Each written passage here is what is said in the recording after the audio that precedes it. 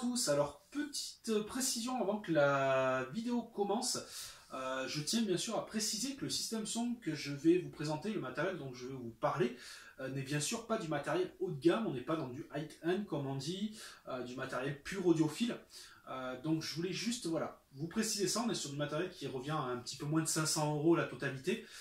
Donc si vous m'entendez des fois parler de dire voilà je dis c'est un très bon ampli ou autre, je parle bien voilà pour ce secteur là. C'est sûr que mon ampli ou mes amplis, ma platine vinyle, tout ça sont loin d'être du matériel très haut de gamme, donc forcément quand je vais vous dire que c'est plutôt bon pour cette gamme de prix. Donc voilà, ne partez pas dans la polémique et dire voilà il a dit que c'est un très bon ampli, on reste sur du bas de gamme ou autre. Voilà, aujourd'hui on est sur on va dire de l'entrée de milieu de gamme. Sur ce que je vais vous présenter, c'est à peu près ça. On n'est pas sur du bas de gamme non plus, on est sur de l'entrée de milieu de gamme. Donc voilà, je voulais juste faire cette petite précision avant que la vidéo commence. Sur ce, je vous laisse la visionner et je vous souhaite un bon visionnage.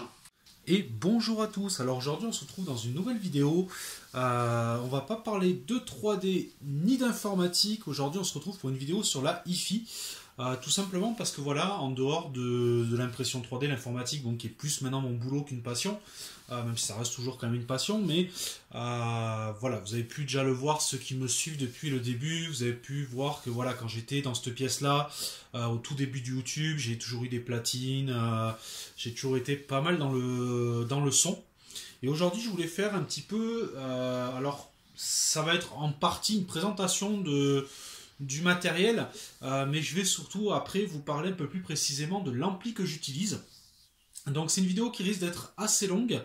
Je suis désolé pour la qualité, c'est une pièce qui est vraiment assez sombre et c'est très dur de filmer correctement, surtout que là je suis avec un smartphone.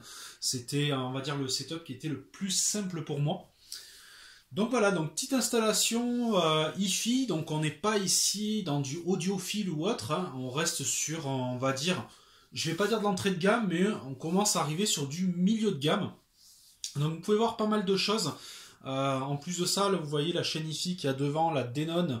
Là, elle est pas pour moi, elle est juste en test pour le moment, mais ça va faire partie d'une autre installation dans la maison. Moi en principal, donc vous pouvez voir en premier plan donc mes deux enceintes. Donc pour les enceintes, j'ai fait le choix donc de deux enceintes de chez Auditor. Donc il y avait aussi une question, voilà, je voulais quand même une qualité correcte tout en restant dans un budget raisonnable. Donc ça peut peut-être aussi aider ceux qui veulent se faire une bonne petite installation. Donc les enceintes, je suis parti sur des Auditor, les CX600. Alors vous aurez beaucoup de mal à trouver des informations sur internet sur ces enceintes là. Surtout les CX600, je crois qu'il n'y a aucune info sur internet. Ça ressemble très fortement aux JBL qui sont un petit peu pareils. Je crois que c'est des 660, quelque chose comme ça de chez JBL. Ça a un petit peu la, on va dire, c'est foutu à peu près pareil. Après, je pense pas qu'il y ait vraiment de comparaison. Donc c'est des enceintes voilà qui sont quand même assez imposantes. Mais c'est le mieux si vous voulez quand même une bonne restitution. Ensuite, au niveau de l'ampli, on va en parler à la fin. Je vais vous expliquer pourquoi. Donc, j'ai ensuite un lecteur CD Denon DCD 655. C'est un lecteur que j'ai pu en fait avoir à très bon prix dans une ressourcerie. Il fonctionne impeccable. J'ai pu avoir ça pour moins de 20 €. Il faut savoir que c'est quand même un lecteur qui est d'assez bonne gamme. Et j'en suis plutôt content. Il fonctionne parfaitement bien. En dessous, j'ai un petit tuner Kenwood que j'avais mis. Bon, c'est vraiment parce que je l'ai touché pas cher celui-là aussi. Mais c'est vrai que le tuner, c'est pas ce que je me sers le plus. À côté de ça, vous pouvez apercevoir une platine vinyle. Il s'agit d'une Dual. Alors que je vous dise pas de bêtises, c'est la DT250. Donc c'est une platine entraînement par courroie, mais qui est plutôt pas mal. Et à un prix assez raisonnable parce qu'on la trouve à un peu moins de 200 €. Elle a l'avantage aussi, enfin l'avantage, ça va être l'inconvénient pour certains, c'est une platine qui est préamplifiée. Donc le préampli est correct. C'est sûr que c'est pas mal quand même les amplis qui ont le préampli intégré. Là le préampli est quand même plutôt correct, ça donne quelque chose d'assez voilà, qui tourne plutôt bien. En plus on peut changer les cellules dessus, c'est assez standard. Donc maintenant qu'on a vu les enceintes, on va se rapprocher justement un petit peu du cœur.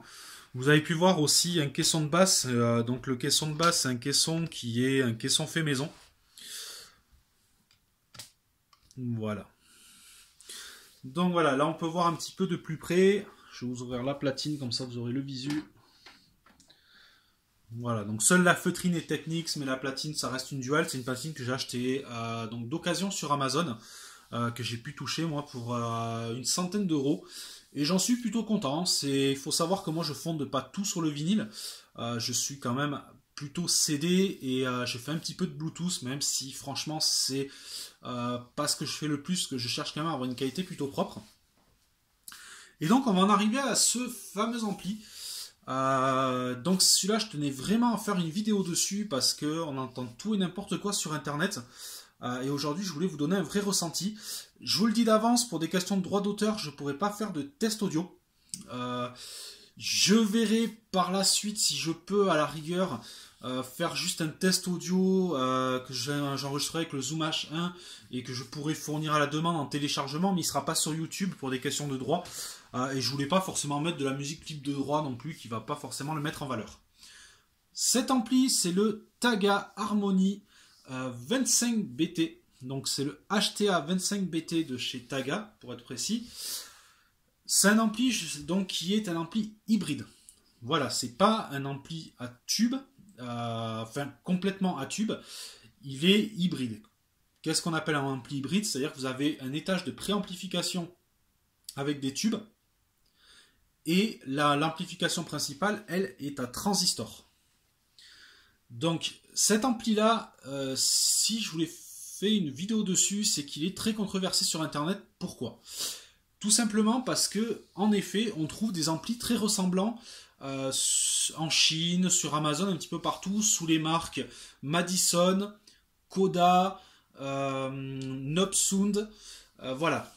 Et souvent, quand on voit cet ampli-là qui coûte presque 300 euros, les gens disent « Ah, c'est de l'arnaque, on peut trouver le même ampli pour une centaine d'euros. » Alors, j'ai pensé la même chose au début, parce qu'en fait, il faut savoir que j'ai eu comme premier ampli, avant d'avoir celui-là, le Madison, qui est, alors c'est le 10BT de chez Madison, qui lui en effet coûte 130 euros sur Amazon, qui est, alors ma foi, attention, je veux faire une petite parenthèse dessus, pour 130 euros, ça reste un très bon ampli le Madison.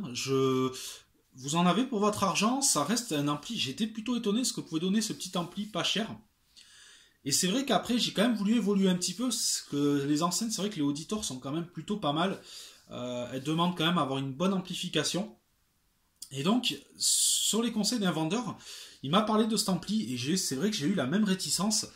Je me suis dit, non, mais cet ampli-là, je viens d'avoir le même, je vais vous enlever ça pour les reflets.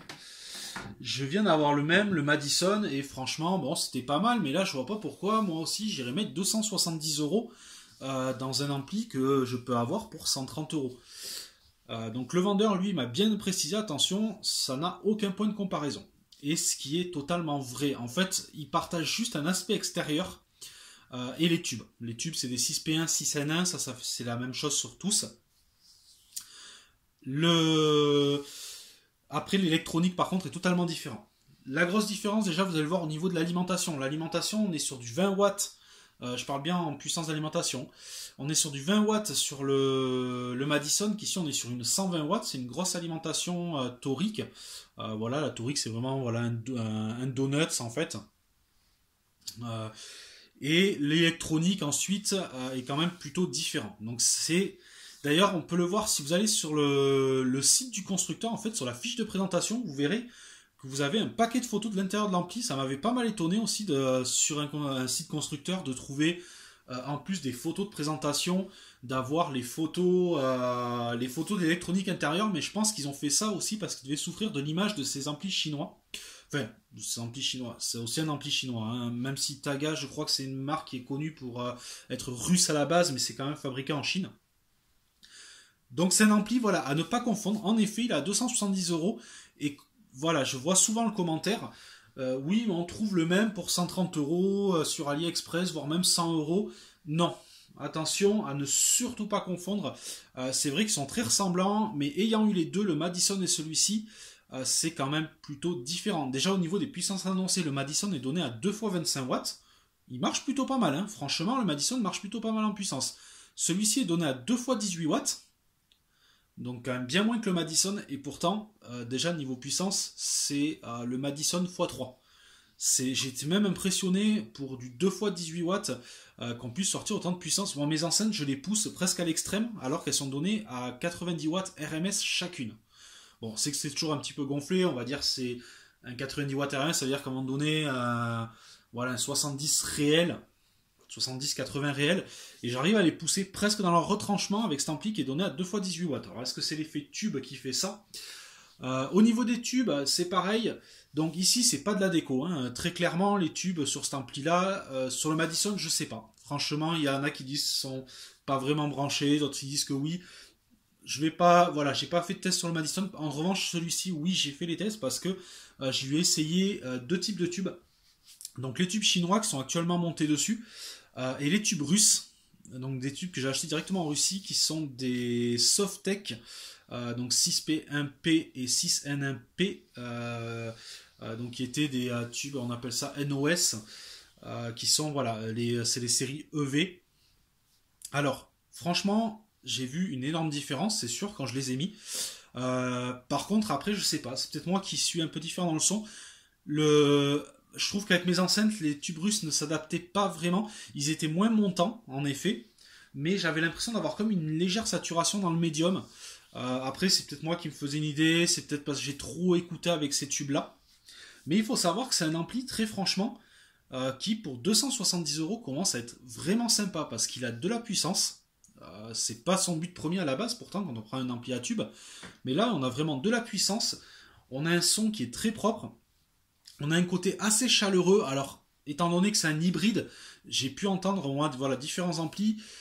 C'est quand même bien plus chaleureux qu'un ampli à transistor, vous voyez, ou comme la Denon, hein, la Denon que vous voyez en dessous, la Shinfi, qui est de plutôt bonne gamme, justement, je l'ai gardé quelques jours en test pour faire un peu la différence sur mes enceintes. C'est sûr que c'est beaucoup plus froid.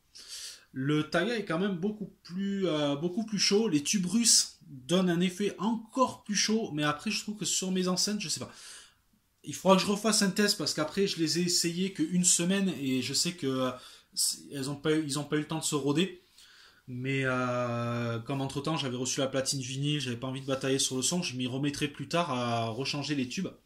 Mais c'est voilà, franchement c'est un très très bon ampli pour le prix. Le Madison aussi, franchement le Madison je peux que le conseiller parce qu'à 130 € c'est sûr, c'est pas au niveau de celui-là. Après voilà, il y en a qui disent les lampes sont là pour décorer, d'autres qui disent voilà qu'elles fonctionnent vraiment. Bref, moi je rentre pas dans ce débat là, tout ce que je vois c'est que le Madison franchement m'a pas mal plus niveau son. Voilà. En parlant de son, je pense que vous aurez le son un petit peu en mono. Parce que quand je reste sur un côté du téléphone, ça risque d'être un petit peu. Donc voilà, sur un peu cette installation-là, ce qu'on peut apercevoir là-bas, avec les deux petites fiches, c'est l'ampli. Pour les questions de base, c'est un petit ampli. C'est un TPA 3116, si je vous dis pas de bêtises. À la base, c'est un ampli qui fait 2 fois 50 watts plus 1 fois 100 watts. Bon, en réalité, il en est assez loin, même s'il est très bien alimenté. Là, je lui ai mis une grosse alim 24 volts, et c'est lui qui tire le caisson de base. C'est un module ampli qu'on trouve pas cher sur Amazon. J'ai imprimé le boîtier en 3D. C'est un boîtier 3D que j'ai récupéré sur Thingiverse, et que j'ai modifié un peu à ma sauce sur Tinkercad pour rajouter des borniers fiches bananes derrière, tout ça, pour avoir quelque chose d'un peu plus propre. Il a juste le défaut, c'est d'avoir les RCA en façade, mais bon. C'est pareil, ça marche plutôt bien. Pourquoi j'ai mis une question de base? Tout simplement parce que mes auditeurs en fait sont connus justement pour manquer un petit peu de grave. C'est un petit peu leur défaut. Donc c'est pour ça que je suis venu renforcer ça. Il faut savoir que le caisson de basse, il n'est pas là pour faire de la basse de bourrin. Il est juste en son très très sourd, en infra très très sourd, et à assez bas volume. Il est juste là pour donner un petit renfort. Pour ce système hi-fi, donc pour vous donner un petit ordre d'idée de ce que j'ai pu payer, pour que ça vous donne voilà, une idée de cette installation-là. Après, attention, c'est loin d'être la meilleure installation, c'est juste voilà, que j'ai fait un peu avec ce que j'ai trouvé aussi. Les enceintes, moi je les ai trouvées d'occasion à 100 € la paire. Il faut savoir qu'elles sont en excellent état. Elles fonctionnent parfaitement. J'ai juste un cache anti-poussière qui est écrasé, vous le verrez, vous l'avez vu au début de la vidéo. Mais après, sinon, elles fonctionnent parfaitement. Elles sont en plutôt bon état. Donc je les ai payées 100 € la paire. L'ampli, donc il est à 270 €. J'ai pu l'avoir à 230 € sur le site Son Vidéo. Apparemment, voilà, quand j'ai appelé, il a pu me le descendre à 130, donc à 230, donc c'était plutôt pas mal. Le lecteur, le Denon, je l'ai trouvé en ressourcerie pour 12 euros. Parfaitement fonctionnel, donc là ça a été une excellente affaire. J'avais acheté un Sony au départ que j'avais payé une soixantaine d'euros, du coup je vais remettre en vente. Le Kenwood qui est en dessous, bon ça c'est optionnel, le tuner, j'avais payé ça je crois 13 euros livré aux enchères, franchement pas cher, et c'est un assez bon tuner. La platine vinyle elle m'a coûté 105 euros, pour l'instant elle est en cellule d'origine. Je verrai plus tard pour passer peut-être sur une orthophon, mais après voilà, je vais pas mettre une cellule à 300 balles. Ça sera, alors je sais plus là, je crois que c'est la OM5E ou quelque chose comme ça, qui coûte une cinquantaine d'euros. Je vais voir. Ça, je vais voir. Pour l'instant, je suis sur une Audio Technica qui fonctionne plutôt bien. Voilà après un petit peu donc pour le principal, pour le caisson de basse, c'est un peu dur à budgéter parce que le caisson je l'avais déjà, c'est une ébénisterie de caisson de basse qui était d'excellente qualité que j'avais déjà. J'ai juste racheté un stup que j'ai payé une trentaine d'euros, c'est pas un truc très haut de gamme, plus l'ampli. Mais bon, vous pouvez voir un petit peu dans le général. L'ampli tagage, j'ai oublié de le dire, il fait Bluetooth et USB. Alors c'est pas quelque chose forcément que j'affectionne parce que moi en montant ce système son là, le but c'était pas d'écouter du MP3, c'est d'écouter voilà des sources généralement. J'écoute voilà du vinyle, du CD original et ça peut m'arriver voilà si je peux récupérer donc de faire des copies voilà de CD, des fois quand on me prête un CD ou autre, j'en extrais les fichiers en point FLAC et je regrave ça, mais bon déjà on sent qu'il y a une légère différence quand on passe sur du CD gravé. Parce que bon, là du coup c'est assez sensible, on sent assez vite s'il y a des pertes de qualité sur un système son comme ça. Vous pouvez voir derrière aussi, hop, je vais reculer un petit peu, vous ayez de nouveau une vue d'ensemble. Voilà, c'est comme d'habitude, ceux qui ne me connaissent pas, je vous le dis, les vidéos sont souvent faites à l'arrache. Moi c'est le contenu qui m'intéresse et pas forcément faire du Spielberg. Hop, voilà. Derrière, vous pouvez voir qu'il y a d'autres systèmes son en fait, tout simplement parce qu'ils ont tous une fonction. Donc là, il y a le système son que je viens de vous présenter, donc qui est pour vraiment de l'écoute pure. Derrière, en fait, là, vous avez une chaîne hi-fi Aiwa qui a la particularité d'être en home cinéma. Donc j'ai les enceintes, on vous en voyait une en haut, j'en ai deux derrière. Donc ça, c'est tout simplement pour le vidéoprojecteur, parce que j'ai mon écran de vidéoprojecteur qui descend devant en fait. Et au-dessus, vous pouvez voir deux enceintes. Donc les deux enceintes que vous voyez là, en fait, elles sont avec un caisson de basse qui est dans le placard en bas. C'est un système The Box, qui est un système, on va dire, sono. Bon, voilà, ça reste de l'entrée de gamme.